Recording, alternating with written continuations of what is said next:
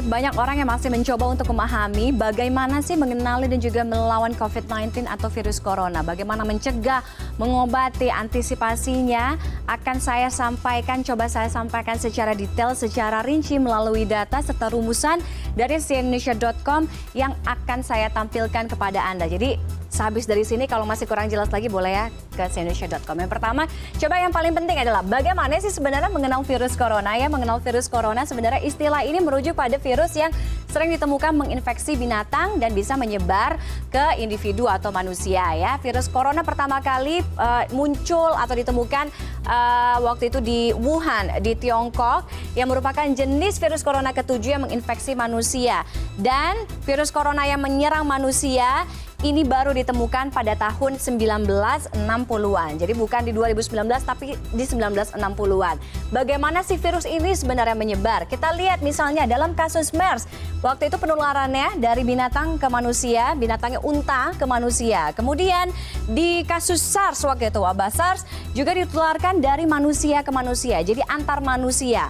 Nah, di kasus COVID-19 atau virus corona, ini dugaannya ditularkan dari binatang atau hewan ke manusia. Binatangnya ini sampai sekarang juga masih menjadi pertanyaan besar, yaitu diduganya adalah ular atau juga kelelawar. Nah, penularan dari manusia ke manusia lewat droplet atau partikel air liur ketika si penderita mengalami bersin atau batuk, ya. Berapa lama sih masa inkubasi corona? 2 sampai dengan 14 hari merupakan masa inkubasi dari virus corona. Jadi saat pasien pertama kali tertular atau terpapar virus sampai menunjukkan indikasi atau gejala-gejala awal tadi, ada demam dan sebagainya ya. Nah, siapa saja sih orang-orang yang paling berisiko tertular COVID-19? Yang pertama, ini dia, ada lansia berusia 70 tahun ke atas, kemudian orang yang memiliki riwayat penyakit penyerta atau penyakit bawaan, misalnya diabetes atau juga sakit jantung dan lain sebagainya. Kemudian orang yang mengalami atau memiliki riwayat penyakit pneumonia atau sakit pernafasan. Ya, itu tadi. Apakah sudah ada yang sembuh dari COVID-19 atau orang-orang yang tadinya positif udah ada yang sembuh sebenarnya sampai sekarang? Sampai dengan awal Maret, banyak sekali yang sembuh. Lebih dari 51.000 orang dari total 92.000 lebih penderita sudah dinyatakan sembuh. Artinya lebih dari 50% sudah dinyatakan sembuh. Tapi jumlah pasien sembuh bertambah setiap harinya, kita harapkan tentunya juga yang ada di Indonesia.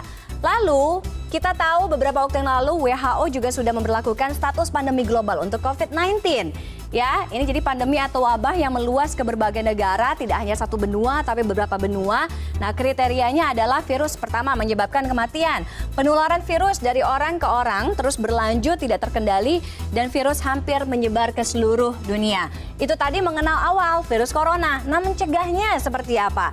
Yang pertama gampang banget, rajin-rajin cuci tangan ya. Jadi sekarang kalau misalnya biasa cuci tangan kalau makan aja, sekarang sering-sering cuci tangan. Minimal 30 menit sekali, 1 jam sekali kalau Anda beraktivitas cuci tangan. Kalau misalnya nggak memungkinkan cuci tangan, bawa deh hand sanitizer ya. Hand sanitizer taruh di kantong, taruh di tas, di mana aja. Tapi harus ada minimum atau minimal kadar alkohol yaitu 60%. Yang paling penting juga adalah social distancing. Jadi social distancing, jaga jarak antara satu orang dengan orang yang lain. Kemudian jangan menyentuh bagian muka, misalnya hidung, kemudian habis itu mulut, mata dengan tangan Anda. Ya, coba dihindari hal-hal itu. Kalau masih kebiasaan, coba deh jangan. Kemudian ketika bersin, etika bersin yang batuk dan benar seperti apa sih? Jadi kalau misalnya udah tahu lagi batuk atau lagi flu, lagi suka bersin-bersin, jangan sembarangan gitu. Jadi kalau ada etikanya juga. Anda mungkin bisa menggunakan bahu Anda seperti ini ya. Jadi tisu atau bisa pakai tisu juga bisa menggunakan siku Anda. Lalu tisunya jangan dipakai lagi, buang ke tempat sampah. Setelah itu cuci tangan lagi menggunakan sabun atau hand sanitizer tadi kalau misalnya nggak ada sabun. Kapan sih harus cuci tangan menggunakan air dan sabun? Saat secara kasat mata tangan terlihat kotor. Buang air, batuk, bersin, kontak mungkin atau berinteraksi dengan orang yang sakit. Sebelum makan, setelah menggunakan toilet gitu, setelah bersentuhan dengan hewan. Rajin-rajin cuci tangan. Nah, cuci tangan yang baik juga jangan asal ya. Jadi, basahi tangan dengan air bersih dan mengalir selama 20 detik. Ya, jadi misalnya saya susah nih, jadi ada air ya, kemudian kurang lebih 20 detik, kemudian pakai sabun yang punya kandungan antiseptiknya, cuci, gosok tangan, ini mulai dari punggung tangan sampai dengan sela-sela jari ya. Jadi punggung tangan sela-sela jari, jangan cuma telapaknya aja yang digosok. Lalu bersihkan bagian di bawah kuku Anda.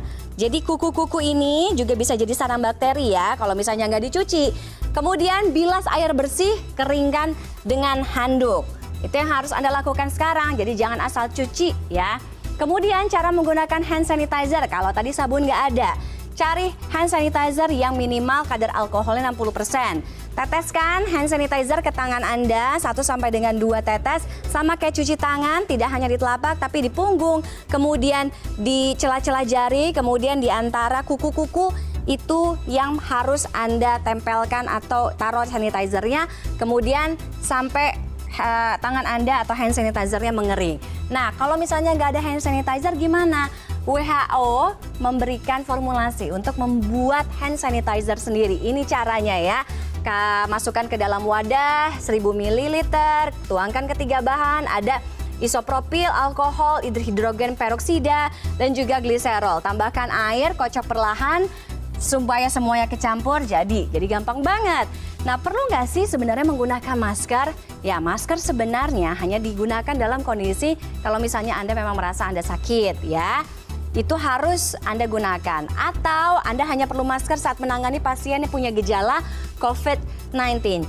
Yang paling penting, jangan gunakan masker lebih dari 1 kali. Ya, jadi juga ada masanya paling 4-6 jam, habis itu ganti dengan yang baru. Buang, habis setelah itu jangan pernah ditaruh di mana-mana, takut orang lain pakai.